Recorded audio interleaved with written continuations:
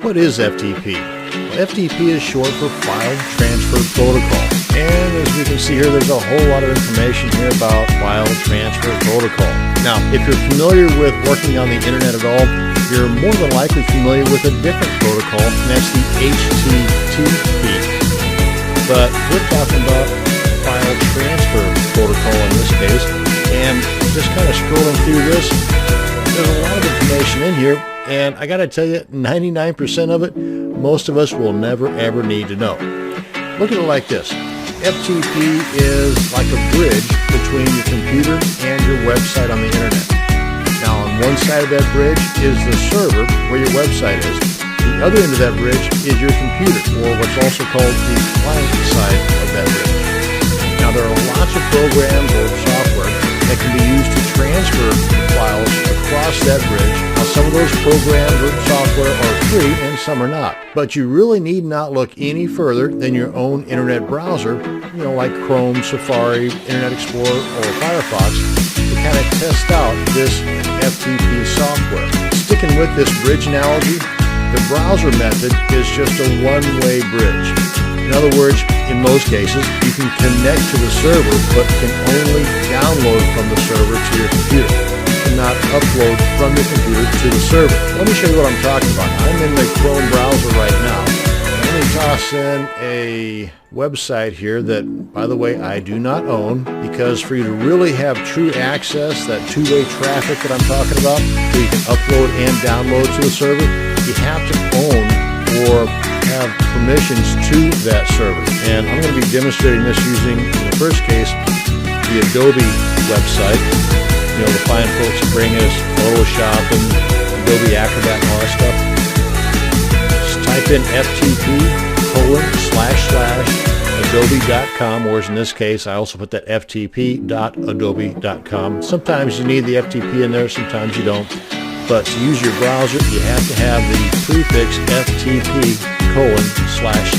And as you can see, I'm in the index of the adobe.com website, and I have access to these files here, but I do not have access to upload to their server. Now, in order for you to own and have that two-way connection, meaning being able to both upload and download from the server, you're going to need a username and password to that server. That username and password is sent to you when you purchase a web hosting package from a company like HostGator, HostMonster, Lunar Pages, or Bluehost. Or actually, there are a ton of hosting companies to choose from, but hey, that is a video for another day. Another FTP tool is your own computer's Windows Explorer. That is, of course, if you're using a Windows operating system and you've already purchased that web hosting package I mentioned and received your username and password. Just open up your Windows Explorer, and in the address bar, let me just show you what I'm talking about. Right up here in the address bar, you just want to type in ftp://. So far that's the same as it was when you used the browser tool, but now you want to type in the username that you have received after purchasing your web hosting package, the @ symbol, and then the domain.com, kind of like this. And again, this is the username that you received from your web hosting package, and then the domain name. Then you simply hit the enter key or that arrow, and it will then open up a box asking for your username and password. Again, that was sent to you from the web hosting company. Then you have that two-way access where you can both download from your server and upload to your server.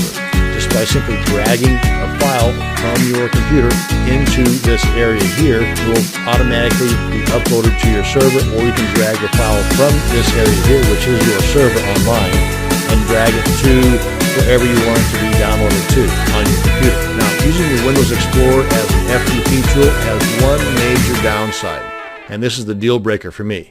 It is as slow as cold molasses. And if you aren't familiar with how slow cold molasses is, just take it from me, it's super duper slow. Now, the more popular FTP tools, or client programs as they're also called, are like Smart FTP or Acute FTP, or the very powerful and free FileZilla. But remember, no matter which FTP tool you decide to use, you're going to need to purchase web hosting, and you're going to need a domain name. Sometimes those domain names come with the web hosting package you purchase. You just got to do a little bit of shopping around. But as I mentioned earlier, that's a video for another day. This is going to bring us to an end to this video on what is FTP.